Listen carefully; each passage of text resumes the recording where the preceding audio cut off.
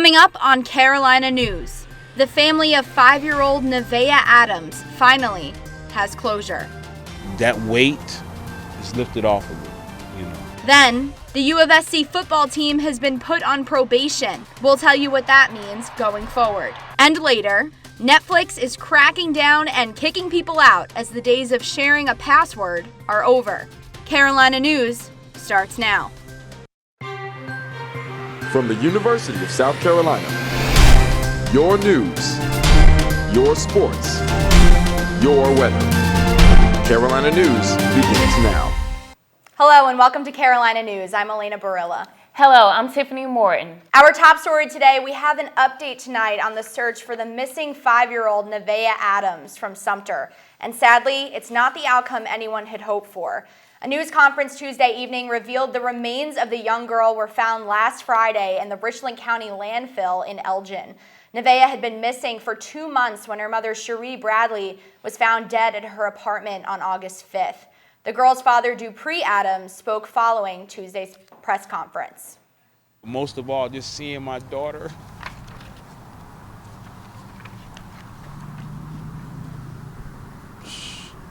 That's what touched me. Just seeing her. I don't have any tears because of what they found. She's with the Father. She's in heaven. So if that's the case, then I know she's resting well. The little girl has been missing since her mother was killed August 5th, and according to police, around 400 people searched through around 4 million pounds of waste to find her body. Dante Maurice Johnson, the suspect, confessed to killing both Nevaeh and her mother. We also have an update on the suspect accused of injuring multiple people in a shooting spree in Sumter morning. The suspect, 25-year-old Ozzie Mooneyham, appeared in the court for the first time this morning. Mooneyham is accused of injuring 4 people during 2 shootings at his apartment at a tire and an auto shop. 1 woman was shot at the apartment complex and 3 people were shot later at the auto shop. Mooneyham is facing 7 counts of attempted murder and a gun possession charge. He was denied bond. There's been a great deal of controversy in regards to the new apartments coming to the university. So back here on campus, we have Cheyenne Blygen, who is a resident mentor at Cliff Apartments, to update us on what she and residents there can expect. A drastic change is coming to the University of South Carolina, and it begins with Cliff Apartments. After receiving final approval from state officials last week, construction of the first stage of Campus Village begins in February. First-year resident Caroline Murphy says she's unhappy with the circumstances. Truly unfortunate event occurring that we're all just kind of stuck in the middle of. After only living in Cliff for a month, Kyle Huey is not angry like most and knows that this is solely a business decision. It's their job to save as much money, and if it affects other generations here better, then it's the right thing to do. I am currently standing in front of Cliff Apartments, which is home to 250 students at the University of South Carolina. These students will have to be moved out by January 2020 in order to start the first stage of the Campus Village project. Murphy is upset with the university that is now hindering students' first-year experience. They really do pride themselves on the freshman year experience, and so far we had been working in to create the perfect one, and we made our friends on our halls and became friends with our random roommates, and now that's all being literally torn away from us. The news of Cliff is not sitting well with many residents in the building, and they have begun their own demolition of Cliff Apartments. They're tearing it down. We may as well help them out. The project is designed to offer students a unique living learning experience and will feature academic support space, a dining hall, a shuttle stop, and campus safety office. For Carolina News, Cheyenne Blygen. The University of South Carolina's housing staff will assist students with their move, whether that be on or off campus.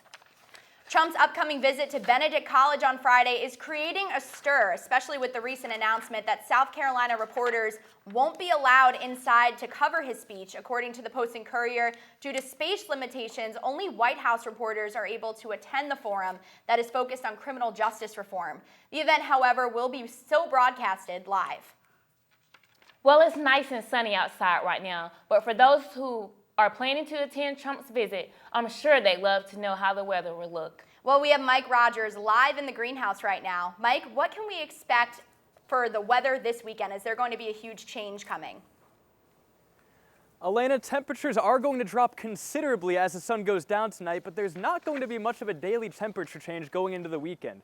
Right now, it's just a picture-perfect day out here, not too hot, not too cold, and not a cloud in the sky, but that part might change as the week progresses. Stay tuned for my full weather forecast later in the show. Back to you guys in the studio. Thanks, Mike. Tuesday afternoon, the Carolina Gamecocks were put under a one-year probation by the NCAA. We have our breaking reporter, Madison Thiel, ready to explain what that means for us moving forward. Thanks, guys. I'm here in front of the Long Family Football Operations Facility, which was built for recruiting purposes. However, soon after Coach Muschamp's weekly press conference, it was released that the football team is on a one-year probation for a recruiting violation. I sat down with Tim Hill from 107.5 The Game to talk more about what this means. This is a simple case of a rare instance where the NCAA actually has evidence.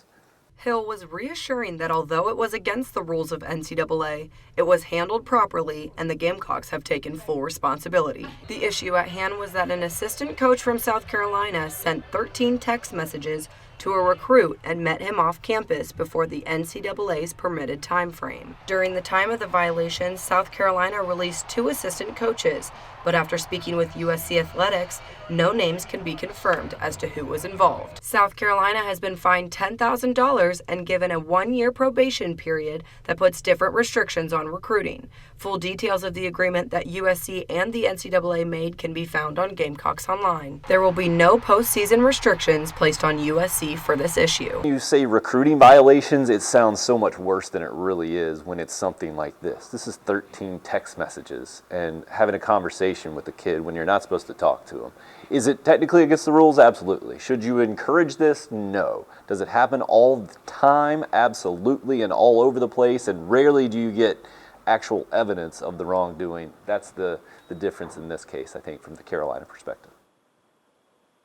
Head coach Will Muschamp said that he is responsible for everything that goes on within his team. After realizing the violation, he took the corrective actions to make sure that this doesn't happen again. I'm Madison Thiel reporting live from the Long Family Football Operations Facility. Sports will have more about this issue when they come back in the show, but for right now, back to you at the studio. Still to come on Carolina News, another arrest was made in the shooting death of a South Carolina mail carrier. Find out more next. Your son wants to get a cat, but you're allergic. Do you A, prepare yourself,